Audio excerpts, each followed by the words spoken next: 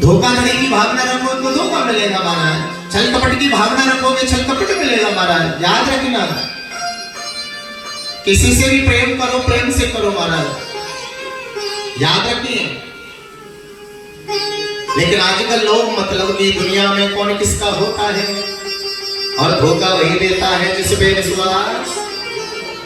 याद रखना, करोगे पहले तो मैं पता नहीं मेरे कपड़े गंदे हो जाएंगे, लेकिन रेत में लोट-पोट करने के बाद झला लोगे तो नेक देर में फिर साफ हो जाते हैं। ये ऐसी महिमा है। कभी जाओ रमण गति में, कभी गोकुल में, तो उस रेत में जरूर नहाना। जो भगवान कृष्ण की रच की धूल है, आहा, उसमें आनंद हो जाता है प्यारे। बोलो कृष्ण भगवान के। रमण रेती में उड़े रही धूल धूल मोहे,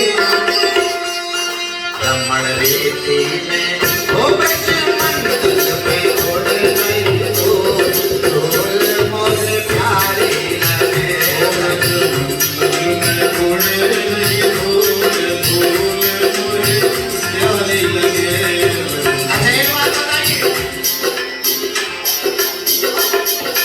समुद्र के पानी को क्या कहते हैं? समुद्र में जो पानी है उसको क्या बोलते हैं? पानी बोलते हैं ना। और जमुना जी के पानी को और गंगा जी के पानी को क्या बोलते हैं? तो फर्क हुआ ना। जैसे गंगा का जल जल है, पानी नहीं है, जमुना जी का जल जल है, पानी नहीं है, ऐसे ही ब्रजमंडल की धूली मिट्टी धूल नहीं है, वो रज है। जो उसमें लोट लगाता है वो सारे तीर्थों का आनंद ग्रहण कर लेता है। प्रेम से बोलो जय जय श्री राधे। एक बार जाइए ब्रजमंडल में, और जब भगवान कृष्ण लोटे हैं धूल में, उस धूल में जरूर लोटना प्यारे, तुम्हारा जीवन सफल हो जाएगा। तुम्हें कहीं भटकने की जरूरत नहीं। और जहां तक कहा जाता है कि चारों धामों से निराला ब्रज धाम, आप चारों धामों की यात्रा कर लेना तो बड़ा कष्ट होगा, लेकिन अगर ब्रजमंडल में चले गए तो चारों धामों की यात्रा का फल तुम्हें वही मिल जाएगा महाराज। ये इतनी महिमा है ब्रजमंडल की, ये इतनी महिमा है ब्रज की, ये कोई साधारण नहीं है। अच्छा एक बात तो पता है, इसका प्रमाण सबसे बड़ा क्या है? आपको पता है कि आजकल वृंदावन के सबसे बड़े महात्मा कौन है? जोर से बोलो, और जोर से बोलो। सबको पता है वो ब्रजमंडल की धरोहर है। लेकिन याद रखना, कोई कहीं भी जावे, आपके दुबई में बड़े बड़े पैसे वाले हैं, तुम अरबों का तुम्हें लोभ दे के आना, वो तुम्हारी दुबई में नहीं आ सकते। आ जाएंगे। बड़े बड़े लोगों ने कहा है कि महाराज तुम बाहर चलो, हम लेके चलेंगे। बोले मैं अपने ब्रज को छोड़ के, वृंदावन छोड़ के कहीं जाने वाला नहीं, किसी को आना है तो मेरे पास आ। ऐसे भगवान कृष्ण कहते हैं, जो मेरे पास आएगा उसकी महिमा को संसार में बढ़ा दूंगा। प्रेम से बोलो जय जय श्री। और ताली बजाते हुए ब्रजमंडल का आहा, और जो नाचना चाहे नाचो।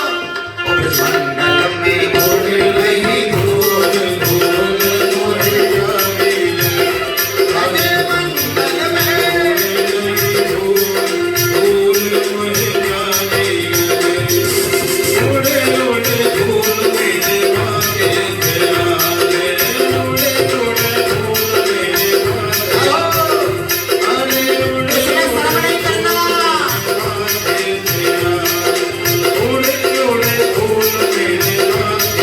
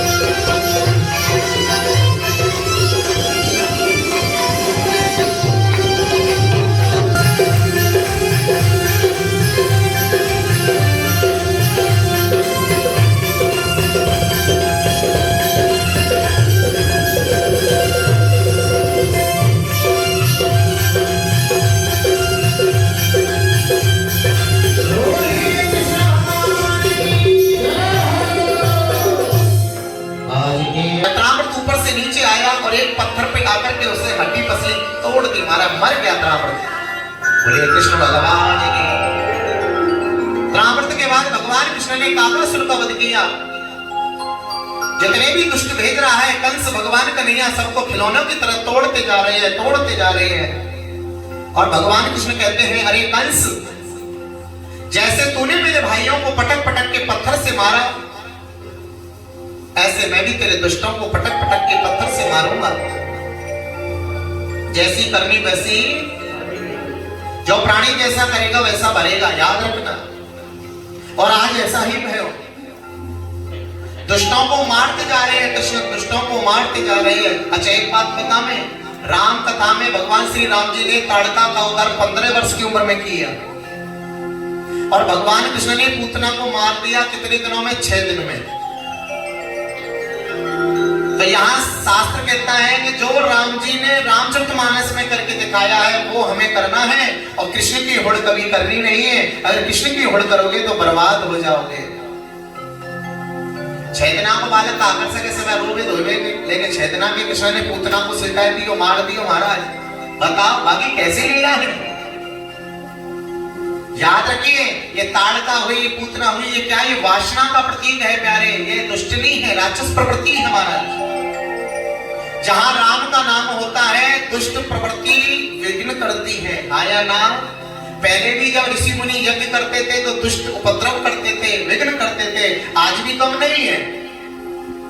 आप कोई आयोजन करवाओ, 10 लोग कहेंगे भैया बहुत खुशी की बातें करो, आयोजन करो, बड़ा आनंद आएगा, हम सहयोग करेंगे।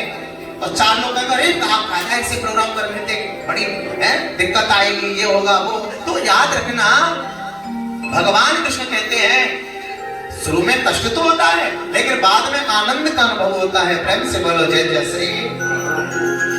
अपनी जिंदगी कर जाओ ठीक है, बाद में कोई कुछ करने वाला नहीं है।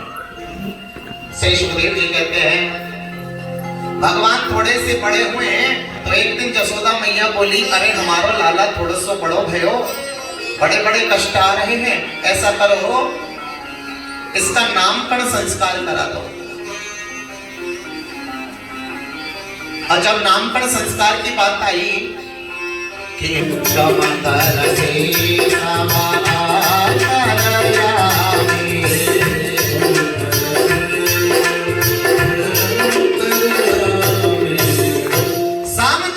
सब अंतर्यामी, भगवान समदर्शी अंतर्यामी है, सब जानने वाला है। और तीसरा क्या है? परीक्षा, इच्छा, परीक्षा और याद रखना प्रतीक्षा। प्रतीक्षा किसने की? शबरी ने की महाराज। जब शबरी के गुरु माता ऋषि ने कहते बेटा मुझे राम नहीं मिला लेकिन तुझे राम जरूर मिलेंगे, और शबरी इंतजार करते करते राम का बूढ़ी हो गई लेकिन प्रतीक्षा नहीं छोड़ी महाराज, क्योंकि गुरु ने कहा है विश्वास है शबरी को राम जी आएंगे। रोज फल फूल चुनती है और जब सुबह से शाम तक राम जी नहीं आए तो रोती है।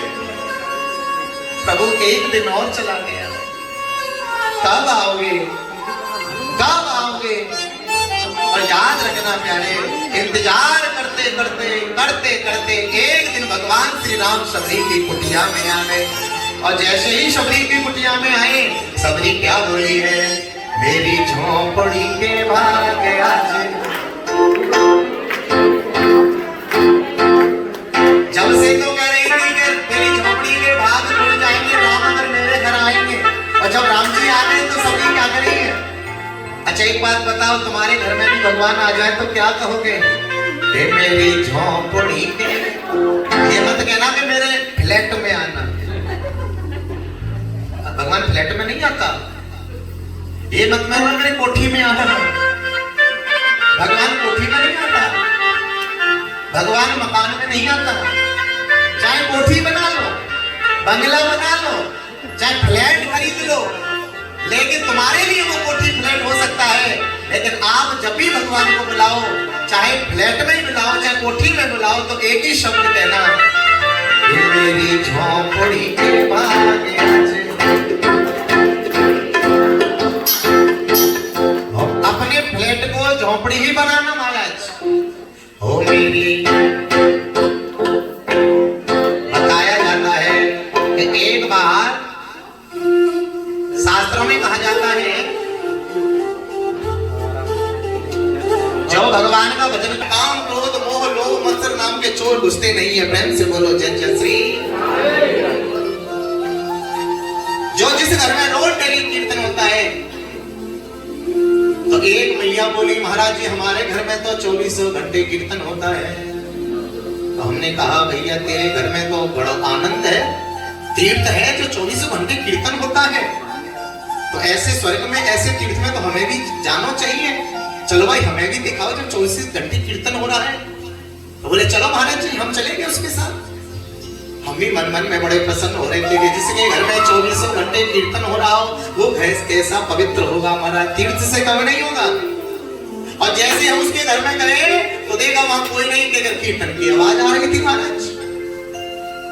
हरे राम हरे कृष्णा आवाज आ रही थी, लेकिन उस घर में कोई कीर्तन करने वाला नहीं। हमने पूछा भैया कहाँ है कीर्तन, किधर हो रहा है? आवाज तो आ रही है लेकिन दिखाई नहीं दे रहा है। तो बोली देखो महाराज वो जो वो लगा ना मशीन लगी है उसमें कीर्तन होता रहता है 24 घंटे। अरे मैंने के मूर्खो, इसके लिए कह रहे हो 24 घंटे कीर्तन हो रहा है? मतलब कीर्तन के लिए भी मशीन की जरूरत पड़ गई। अरे कीर्तन मुख से गाया जाता है। अरे आजकल माना हर चीज की मशीन है, कपड़े धोने की मशीन है, रोटी बनाने की मशीन है, हर चीज की मशीन है, लेकिन याद रखना कीर्तन की भी मशीन है। मशीन वाले कीर्तन से कल्याण होने वाला नहीं। अगर कल्याण करना है तो मुख वाले कीर्तन से होता है प्यारे। चाहे अपने घर में 10 मिनट कीर्तन कर, लेकिन मुख से कर। मशीन वाला कीर्तन तो वृथा है, उससे उद्धार नहीं होगा। अपने घर में चाहे घंटे आधे घंटे 10 मिनट करेगा, मुख वाणी से करेगा। बोले महाराज कोई आता नहीं है। अरे कोई आवे चाहे ना आवे, केवल तू तेरी पत्नी तेरे बच्चे तो कर सकते हैं, अब कोई ना करे तू अकेला कर।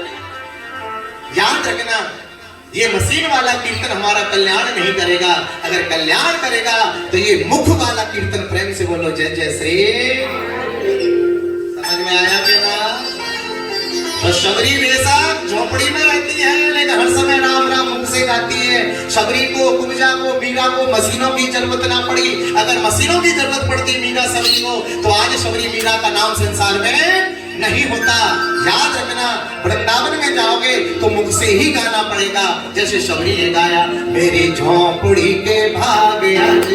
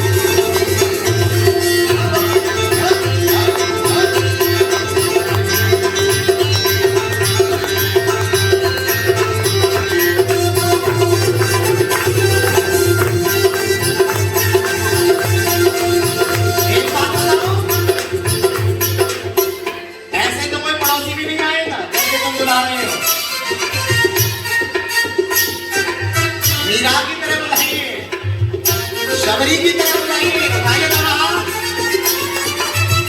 ओ मेरी झोपड़ी के भाग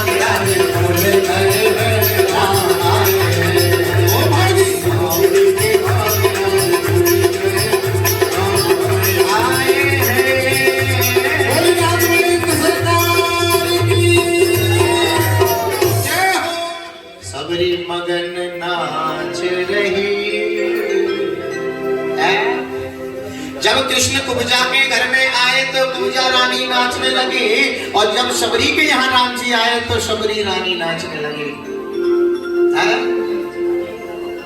कि मगन मन नाच रही शबरी महारानी। आहा, जो राम का दीवाना वो राजाओं का राजा महाराज और महारानी है। प्रेम से बोलो जय जय श्री। आज बताया जाता है कि जैसे ही गर्गाचार्य जी ने नामकरण संस्कार किया, जसोदा मैया बोली आप जैसे पंडित जी हमारे घर में आए हो तो थोड़ा भोजन करके जाना। अच्छा एक बात बताना, तुम्हारे घर में कोई ब्राह्मण देव हमें पूजा पाठ करे और पूजा के बाद तुम बिना भोजन के भेजते हो या भोजन करा के भेजते हो? भोजन करा है जी, सच्ची। कईयों कहते महाराज जी पूजा हो गई, जाओ अपने घर खाना जाते। ऐसे बोलते हो ना? ऐसे नहीं बोला जाता तो फिर कैसे बोलते हो? महाराज जी चाहे थोड़ो सो पाओ और झूठन करके जाओ। है अगर तुम्हारे घर में ब्राह्मण जरूरी है तो पेट भर के खावे, अगर थोड़ा सा भी झूठा मुंह कर लिया तो भी ब्राह्मण भोज कराने का पूरा फल प्राप्त हो जाता है। प्रेम से बोलो जय जय श्री। याद रखना, श्री सुखदेव जी राजा परीक्षित से कहते हैं राजन, गर्गाचार्य जी ने कहा हम स्त्रियों के हाथ का बना भोजन नहीं करते। याद रखना, स्त्रियों का हाथ का बना भोजन नहीं करते। तो जसोदा मैया बोली आज आपको क्या खाने का मन है मुझे बताओ, मैं आपको सूखी सामग्री दे दूंगी और मेरे घर में बनाओ रसोईया में और खाओ। तो गर्गाचार्य जी बोले आज हमारा खीर खाने का मन है, क्योंकि ब्राह्मणों को खीर ज्यादा पसंद होती है। मिष्ठान क्या पसंद है? हाँ, खीर पसंद होती है। और गर्गाचार्य जी बोले आज हमें खीर खाने का आनंद है। तो चावल दे दिए, दूध दे दिया, पंचमेवा दे दी, जो जो खीर में पड़ता है ना वो सब सामग्री दे दी। और आज गर्गाचार्य जी जमुना जी में जल लाए, अपने हाथों से खीर बनाई और बैठ गए। एक चौड़े पात्र में परोस ली खीर और डाल करके बैठ गए और कुछ डाला। फिर खाने से पहले कुछ डालते हैं ना, क्या डाला होगा? त्रिपाठी जी कह रहे घी।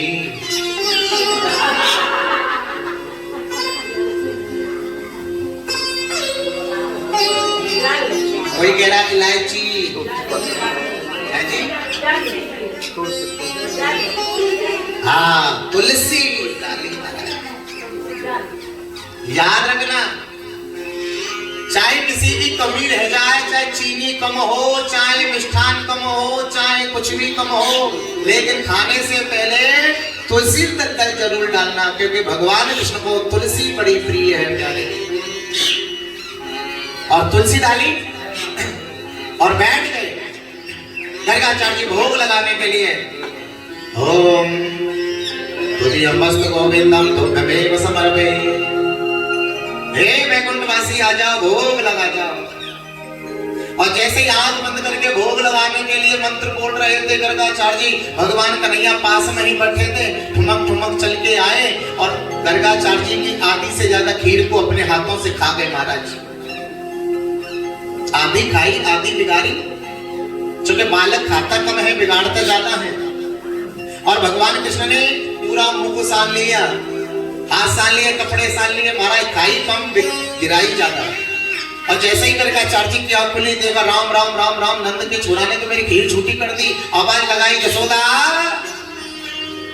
अब जसोदा दौड़ी दौड़ी आई, बोले क्या? अरे तेरे छोरा ने खीर झूठी कर दी।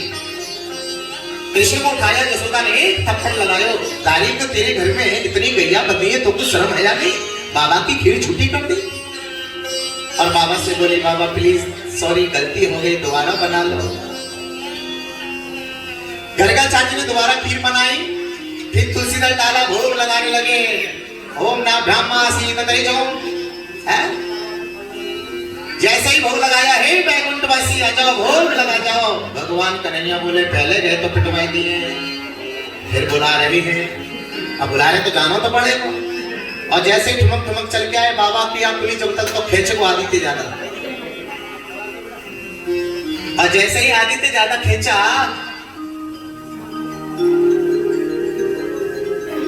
बोला सुखदेव जी महाराज ने कुछ खाने को डाल दिया है क्या? हाँ और डाल दो भाई, डाल दो। आज चिल्ला रहे। हाँ बोलो कृष्ण भगवान की। जसोदा मैया बोली बाबा सॉरी गलती हो गई, दोबारा खीर बनाओ, तीसरी बार खीर बनाओ। याद रखना, जैसे ही मैया जसोदा ने देखा कि दोबारा भी खीर झूठी करती है, तो तीसरी बार खीर बनाने के लिए बोला है। गर्गाचार्य जी बोले हम तुम्हारे घर में खीर बनाने के लिए हो गए क्या? बोले नहीं, अब इसको अंदर ले जाऊंगी। कृष्ण को अंदर ले गई, कमरे में जमीन में लेट गई जसोदा मैया और दूध पिलाने लगे। और जैसे ही दूध पिलाती है, इधर गर्गाचार्य जी खीर बनाई, भोग लगाने के लिए फिर तैयार। ओम अन्न पूर्णे सदा पूर्णे शंकर प्राण वल्लभे, हे वैकुंठवासी आओ भोग लगा जाओ। और जैसे ही कहा भोग लगाओ, भगवान बोले पहले 2 बार गए भोग लगाने, पिटवाई दी, फिर बुला रहा है तो जाना तो पड़ेगा, लेकिन जाए कैसे? मैया नहीं छोड़ रही है। मैया को अपनी माया से सुला दिया और ठुमक ठुमक चले आए। और जब तक बाबा की अपनी जब तक फिर खींच गई आदि ते ज्यादा, आदि खाई आदि बिगाड़ी महाराज, बड़ा आनंद भयो। अब तो गर्गाचार्य ने कहा अरे लाला फिर नंद बाबा के छुराने जे तो खीर झूठी करता नहीं। फिर बुलायो महाराज, आवाज लगाई जसोदा, और जसोदा सोने में लगी है। लेकिन भगवान कन्हैया कह रहे जब तक इनको सजा नहीं मिलेगी, दंड नहीं मिलेगा, जब तक ये सुधरने वाले। जैसे ही गर्गाचार्य ने कहा जसोदा, मुंह फटा जसोदा। जैसे ही मुंह फटा, एक भूसा बनाया भगवान कृष्ण ने और गर्गाचार्य के मुख में घुसेड़ दिया। चुप, बार बार बुलाते हो, बार बार पिटवाते हो। गर्गाचार्य बोले हम तुम्हें थोड़ी ना बुलावे, हम तो वैकुंठवासी को बुलावे। भगवान बोले मैं ही तो वैकुंठवासी हूँ। और जैसे ही कहा कि मैं वैकुंठवासी हूँ, आज गर्गाचार्य कहते हैं, गर्गाचार्य कहते हैं वैकुंठवासी तो 4 भुजाओं वाले हैं। अरे तू तो 2 हाथ भुजा वाला है। जैसे ही कहा कि भगवान वैकुंठवासी तो 4 भुजा वाले हैं, भगवान कन्हैया यहाँ गर्गाचार्य जी के सामने चतुर्भुज में प्रकट हुए। महाराज बोलिए नारायण भगवान। गर्गाचार्य जी की आंखें फटी की फटी रह गई। और जैसे ही आंखें फटी की फटी रही भैया, ओहो, जिसको बार बार पिटवा रहे थे, भगवान कृष्ण लीला कर रहे थे, आज गर्गाचार्य जी रोते हैं कि जो मेरा बार बार भोग लगाने आ रहा और मैं बार बार पिटवा रहा हूं यहां से। याद रखना, भगवान की लीला बड़ी विचित्र है प्यारे, पर ब्रह्म की लीला बड़ी विचित्र है। बड़े बड़े योगी भी नहीं समझ पाए, बड़े बड़े साधन करता भी नहीं समझ पाए। इसकी लीला बड़ी टेढ़ी है, क्योंकि ये भी तो टेढ़ा है। कभी इसको सीधा देखा है तुमने? छोटा सा लड्डू गोपाल लड्डू लेके तो भी टेढ़ा ही खड़ा है, बैठा है घुटनों के बल। अब कभी भी तुम राधा कृष्ण के साथ देखना तो हर समय टेढ़ा ही मुरली लेके खड़ा है मानो। ये टेढ़ा है, इसकी लीला भी टेढ़ी है। बड़े बड़े योगी, बड़े बड़े महात्मा, बड़े बड़े शुद्ध पुरुष भी नहीं समझ पाते। याद रखना, इसकी लीला बड़ी विचित्र है प्यारे। इसकी लीला को कोई समझ नहीं पाता कि तेरी लीला कौन पायो कोई पार, कि तेरी लीला तू ही जाने। ओ तेरी लीला कौन पाया कोई पार, लीला तेरी तू ही जाने। ओ तेरी माया कौन पाया कोई पार, लीला तेरी तू ही जाने। ओ तू ही जाने, हो श्याम तू ही जाने, तू ही जाने, हो श्याम तू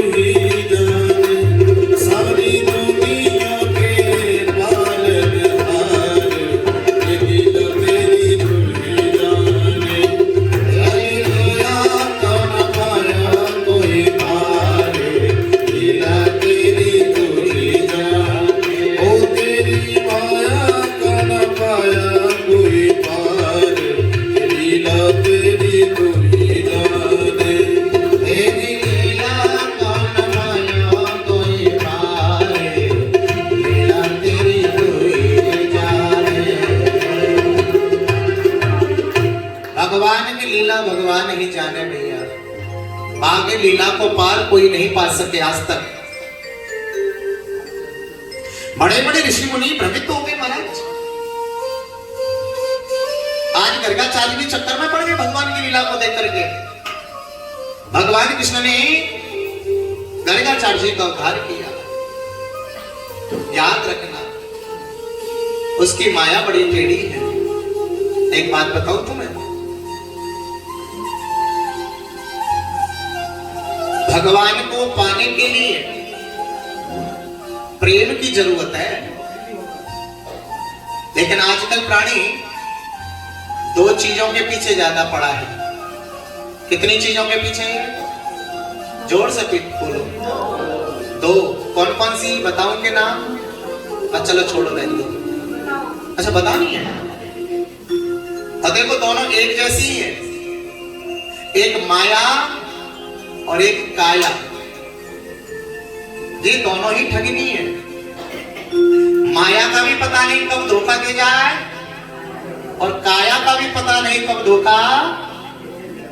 लेकिन प्राणी सबसे ज्यादा इन्हीं दोनों के चक्कर में पड़ा है। माया मिल जाए और काया को सजाने के लिए, ओहो, याद रखना। बोलो कृष्ण भगवान की जय। जय श्री राधे। एक बार ऐसा हुआ कि एक लड़की की शादी हुई और वो अपने ससुराल पहुंच गई। अच्छा एक बात और एक बात है कि जो लड़की मायके में काम नहीं करती लेकिन ससुराल में करना पड़ता है, आया ना?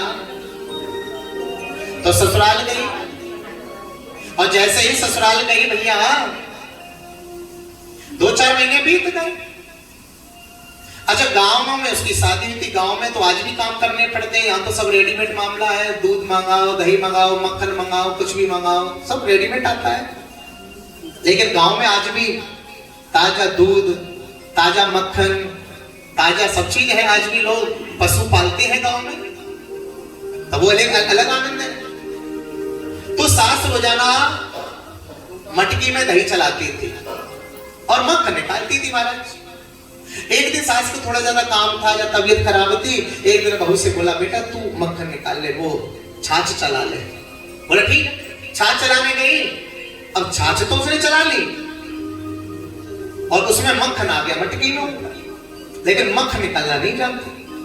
दौड़ी दौड़ी गई, सासू माँ बोले हाँ अरे मटकी में मक्खन आ गया, चलो निकाल लो, जा करके निकालो उसको। जैसे ही सास ने सुना कि मटकी में मक्खन आ गया, तुरंत सास ने अपनी बहू को डांटा। तू कैसे बोल रही है? तुम्हें बोलने को सबूर ना है? कैसे बोला जाता है? अब होने का मैंने तो कुछ भी नहीं कहा, फिर भी सास डांट। दरअसल मक्खन लाल उसके ससुर का नाम था। और जैसे कहना चलो मक्खन निकालो, है? तो सास ने डराया उसको, धमकाया, चिल्लाया, डांटा उसे। तो ये शर्म नहीं है? अपने ससुर का नाम लेती है। बहू ने कहा सॉरी माता जी, अब ऐसी गलती नहीं होगी, कोई बात नहीं। 10-20 दिन बाद फिर वही कंडीशन महाराज। सास ने कहा बेटा वो मठा चला ले। अब गई निकालने चलाने के लिए, फिर मक्खन ऊपर आ गया। मान के मैं यूं कहूंगी कि माता जी मक्खन आ गया, तो फिर डांटेगी। वो दौड़ी दौड़ी गई और बोले माता जी जो उस दिन ससुर जी ऊपर आए थे मटकी में, वो फिर आगे, चलो निकाल। जो नाम नहीं ले सकती है। बोले ससुर जी का नाम मक्खन है। बोलो मक्खन उस दिन आए थे ससुर जी, फिर आगे, चलो निकालो जा करके। तो याद रखना, पहले लोग नाम लेने में बड़े डरते थे महाराज। एक बार एक बहू चाय बना रही थी और देखा तो चाय बनाते में इलायची खत्म हो गई। अब जैसे इलायची खत्म हुई, एक दिन ससुर जी मार्केट जा रहे थे। ससुर जी के पीछे बोले पिताजी। बोले हाँ तुम मार्केट जा रहे हो तो इलायची ले आना। अब ससुर ने डांटा, तेरी हिम्मत कैसे पड़ गई तेरा नाम लेने की, तुझे शर्म नहीं? दरअसल इलायची उसकी सास का नाम था। अब तो बहू ने कहा सॉरी गलती हो गया, अब मैं ऐसी गलती नहीं करूंगी। बोले ठीक है कोई बात नहीं। 2-4 दिन बाद फिर इलायची खत्म हो गई। अब बोले फिर ससुर जी से कहूंगी कि इलायची खत्म हो गई है, तो फिर मामला गड़बड़ है। बोले फिर ससुर जी फिर जा रहे थे 2-4 दिन बाद मार्केट में, पीछे पीछे आई, पिताजी पापा जी डैडी डैडी डैडी। बोले हाँ, सासू माँ खत्म हो गई है, ले आना।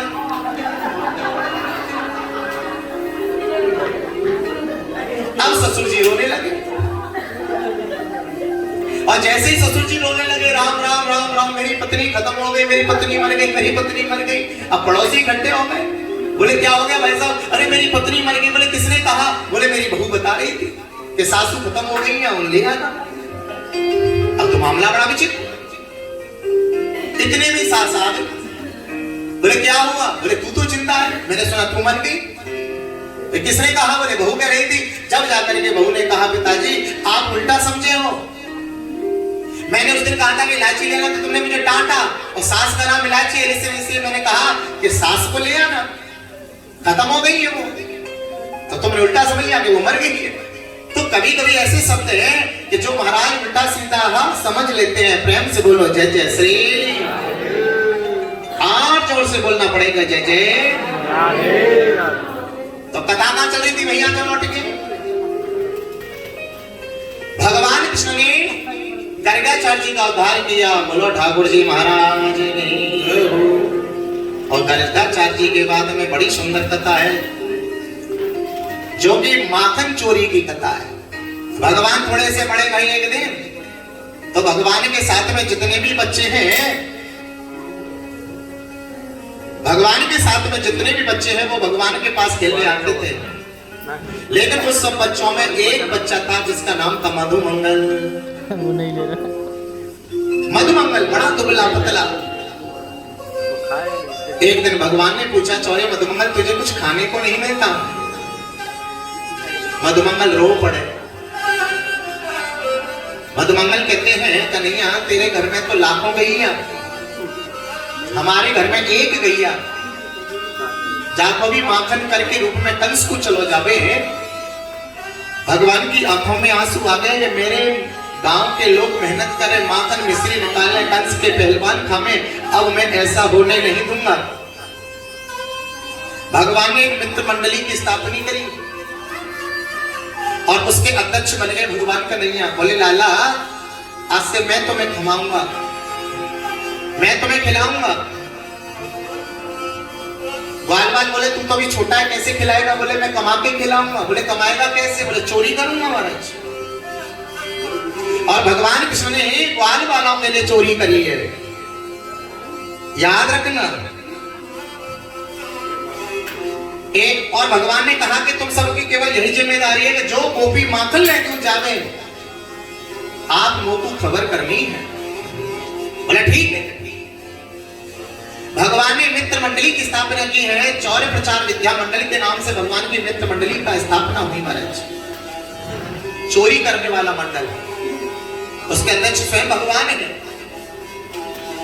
अब जो गोपी माखन लेके मथुरा को जावे, भगवान कन्हैया कदम के वृक्ष पे बैठ करके गुलेल से ही मटकी को फोड़ दे और पूरा माखन खा जाए। धीरे धीरे भगवान ने बड़ा अत्याचार करे, पूरे गोकुल गांव में बड़ो ही महाराज बतायो जावे। भगवान ने आतंक मचाना प्रारंभ कर दियो। और जहां गोपी के घर में माखन नहीं मिले, बाकी एक गैयन को खोल के चलो जाओ मेरा श्याम सुंदर। बंधु भगवान की नटखट लीला है, कोई समझने वाला नहीं है। श्री सुखदेव जी कहते हैं राजन आज भगवान की बड़ी अद्भुत लीला का आनंद है।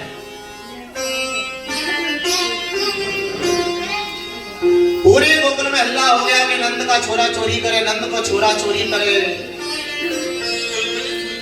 एक बात कहें, वैसे गोपियां जब से कृष्ण ने जन्म लिया, अवतार लिया, गोपियां जब तक कृष्ण का दीदार नहीं कर ले में, जब तक उनको चैन नहीं पड़े महाराज। सारी की सारी गोपियां कृष्ण के पीछे पड़ जाती है। और जब भगवान की शिकायत होने लगी है तो एक दिन सभी गोपियां आनंद का अनुभव करने के लिए कृष्ण की शिकायत करने के लिए गई है। कहां? मैया जसोदा के पास। और जैसे ही जसोदा मैया के पास आई, सवेरे सवेरे धोता धोता है चिल्ला रही है, अरे जसोदा बाहर निकल, अरे जसोदा बाहर निकल। जसोदा मैया बाहर आई, बोले क्या बात है? अरे तेरा छोरा चोरी करे और शिकायत करने लगी है। और कैसे शिकायत कर रही है जसोदा मैया से? हाँ जी, कैसी शिकायत कर रही है भैया?